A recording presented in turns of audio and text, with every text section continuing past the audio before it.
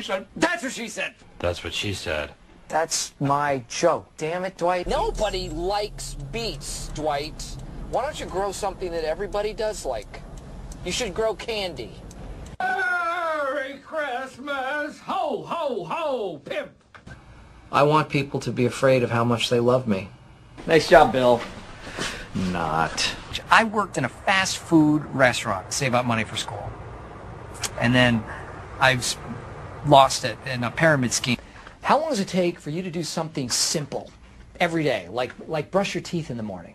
I don't know, like 30 seconds? Oh my God. That's 3 times as long as it takes me. I told Dwight that there is honor in losing, which, as we all know, is completely ridiculous. When people say something's mutual, it never is. But this was mutual. I do think that I am very approachable, but maybe I need to be even approachabler.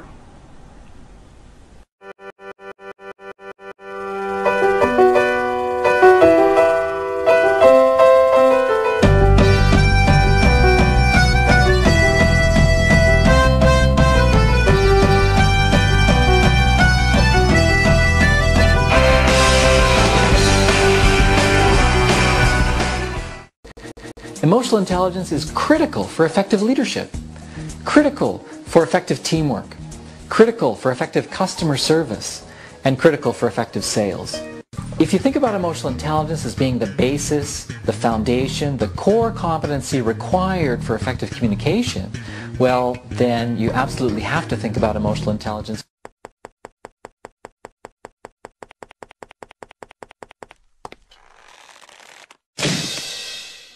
The 3 pillars of our pyramid are communication, integrity, and teamwork. Question: since when do pyramids have pillars? Answer: shut up. Problem? All of my team members are idiots. If I communicate my honest opinion of their ideas, I won't be a team player. But if I pretend to agree with their bad ideas, I won't have integrity. So instead of being a pyramid, can I be a 2-legged stool like you? Wow, that was much better than my pillar question. Aren't I on your team?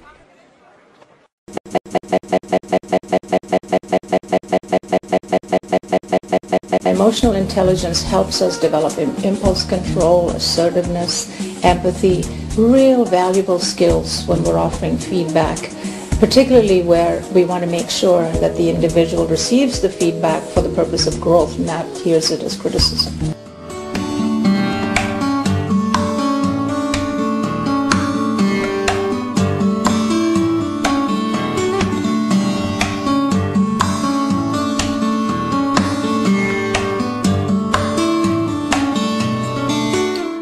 But you know what I'm talking about. You're at your office, somebody comes in with a black cloud over their head, and you start to think, my gosh, what did I do? They're upset with me. And we start to awfulize.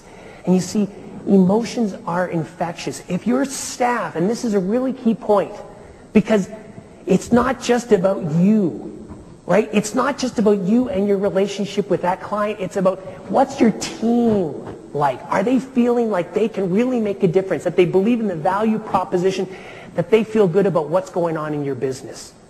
And that's driven by one thing, the relationship between you and them. In large organizations, you know, we see that people don't leave organizations, people leave people. People leave their direct manager.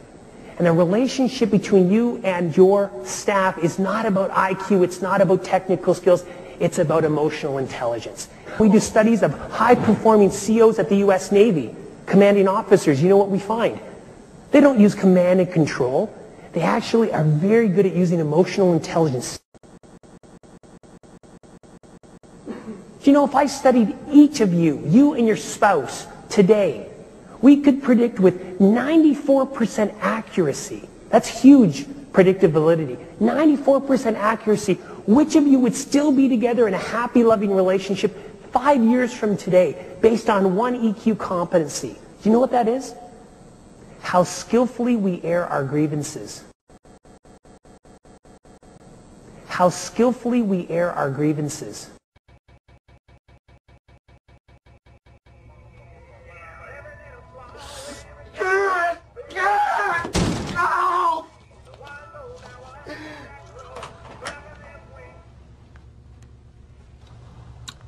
That was an overreaction.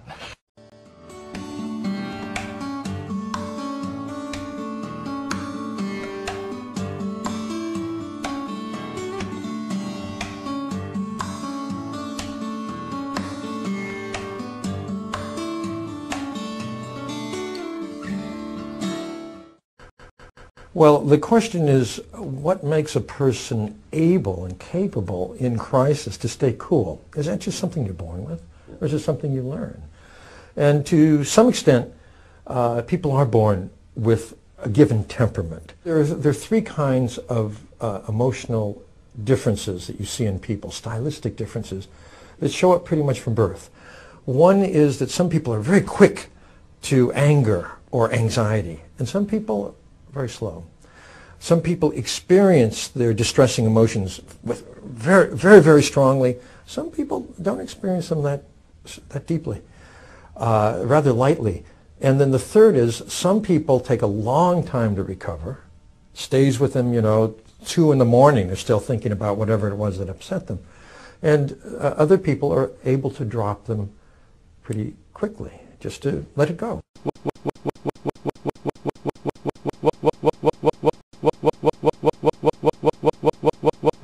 Well, there are 4 factors. First of all, there's the social awareness, so understanding kind of what's going on within the room, and relationship management. That's how you kind of deal with your emotions with other people. But before that, there's your own self-awareness, understanding kind of where your own emotions are, and then there's also your kind of your self-management, so how you would be able to kind of control your emotions, whether you're with the people or without people.